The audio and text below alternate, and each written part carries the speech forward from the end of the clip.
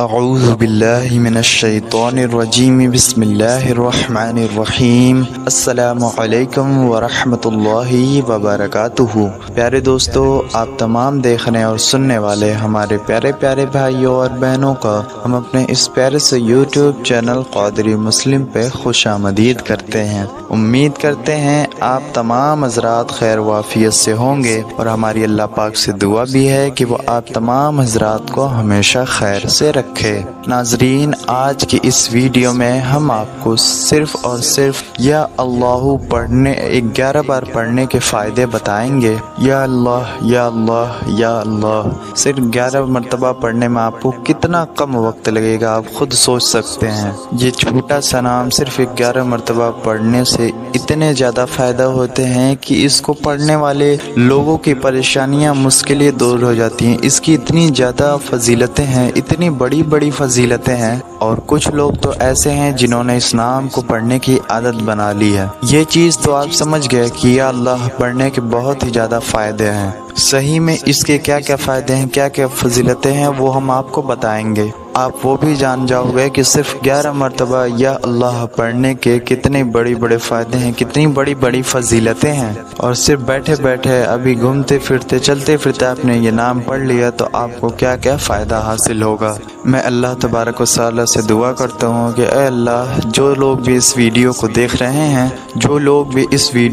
رہے ہیں، ان کے تمام بگڑے کام بنا دے۔ پیارے دوستو، کامنٹ باکس میں آمین ضرور لکھیں، پتہ نہیں کب کس کی آمین قبول ہو جائے۔ اب پیارے دوستو، آپ لوگ دھیان سے سمجھ لیجئے۔ آپ نے یہ تو سمجھ لیا کہ آپ نے یا اللہ 11 مرتبہ پڑھنا ہے، لیکن ہر چیز کو پڑھنے کے ایک طریقہ ہوتا ہے۔ اگر آپ طریقے سے اس چیز کو کرتے ہیں تبھی آپ لوگوں کو اس کا فائدہ بھی حاصل ہوتا ہے۔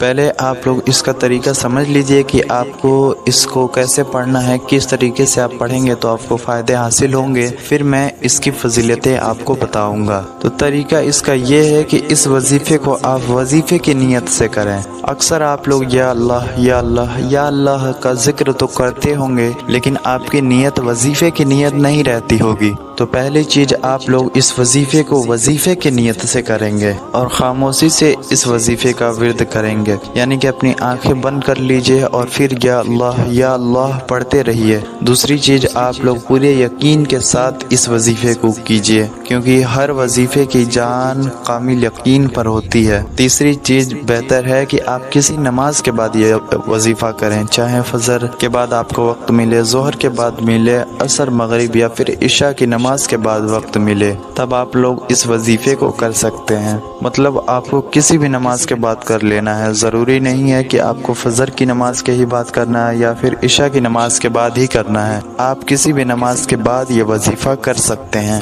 ایک نماز آپ لوگ چن لیجئے کہ ہمیں فجر کے بعد کرنا ہے تو فجر کے بعد ہی کرتے رہیے، ظہر کے بعد کرنا چاہتے ہیں تو ظہر کے بعد کرتے رہیے، اس طریقے سے۔ اب طریقہ سمجھ لیں۔ سب سے پہلے آپ نے کیا کرنا ہے، سب سے پہلے آپ 3 مرتبہ درود پاک پڑھ لیں۔ درود پاک آپ کوئی سا بھی پڑھ سکتے ہیں جو بھی آپ کو زبانی یاد ہو۔ اگر آپ کو کوئی درود پاک نہیں یاد تو آپ صرف اتنا بھی پڑھ سکتے ہیں 3 مرتبہ صلی اللہ علیہ وسلم۔ اس کے بعد 11 مرتبہ یا اللہ پڑھ لیں، اور پھر 3 بار آخر میں بھی درود پاک پڑھ لیں، وہی درود پاک پڑھیں جو آپ نے شروع میں پڑھا تھا۔ اتنا ہی صرف آپ کو وظیفہ پڑھنا ہے۔ اس کے فائدے، اس کی فضیلتیں آپ جان لیجئے کہ اس کے کیا کیا فائدے ہیں۔ اس وظیفے کی سب سے بڑی فضیلت یہ ہے کہ اس وظیفے کو کرنے کے بعد آپ جیسے ہی کوئی دعا مانگیں گے وہ بارگاہ الہی میں فوراً قبول ہوگی، اگر وظیفے کی نیت سے کریں گے۔ آپ لوگ ابھی یہ کر کے دیکھ لینا، اسے آزما کے دیکھ لینا۔ جو طریقہ میں نے بتایا ہے اس طریقے سے آپ پڑھ کے دیکھیں۔ اگر آپ کی دعا نیک اور جائز ہے تو آپ کی دعا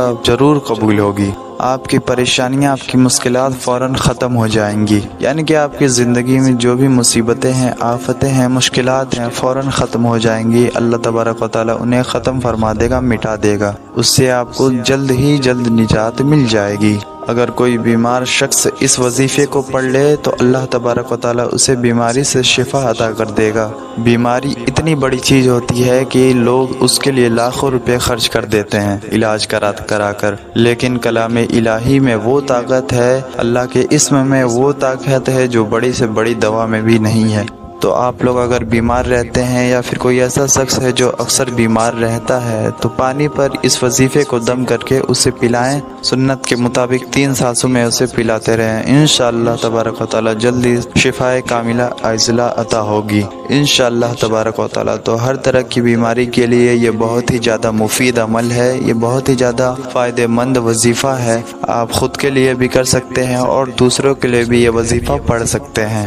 اگر آپ کا کوئی بگڑا کام ہے تو انشاءاللہ تبارک و تعالی وہ آپ کا کام بن جائے گا بہت جلد ہی۔ بگڑے کاموں کے لیے بھی یہ وظیفہ بہت ہی زیادہ مضرب ہے۔ اگر آپ کا کوئی کام بگڑ جائے تو فوراً یہ وظیفہ کیجئے اور اللہ تبارک و تعالی سے دعا کیجئے، آپ کا وہ کام فوراً ہو جائے گا انشاءاللہ۔ اب اس کی مدت جو آتی ہے کہ کتنے دن کرنا ہے، کتنی مرتبہ پڑھنا ہے تو وہ تو جان گئے، تو آپ جان لیجئے آپ کو اس وظیفے کو روزانہ کا عادت بنا لینا ہے۔ فجر کے بعد اس کا معمول بنا لیں، پھر آپ چند دنوں کے بعد دیکھنا کہ آپ کی زندگی میں کیسے کیسے برکتیں ہوں گی، کیسی کیسی فضیلتیں آپ کو حاصل ہوں گی۔ تو آپ لوگ روزانہ کرتے رہیں، کسی بھی ایک نماز کے بعد اس کا معمول بنا لیں، نمازوں کی پابندی کرتے رہیں۔ پیارے دوستو، اگر ابھی تک اس ویڈیو کو لائک نہیں کیا آپ نے تو ایک لائک ضرور کر دیں اور اسے اپنے دوستوں احباب تک بھی شیئر کر دیں تاکہ انہیں بھی اس آسان سے وظیفے کے بارے میں، اس مختصر سے وظیفے کے بارے میں پتہ چل سکے اور انہیں بھی فائدے حاصل ہو۔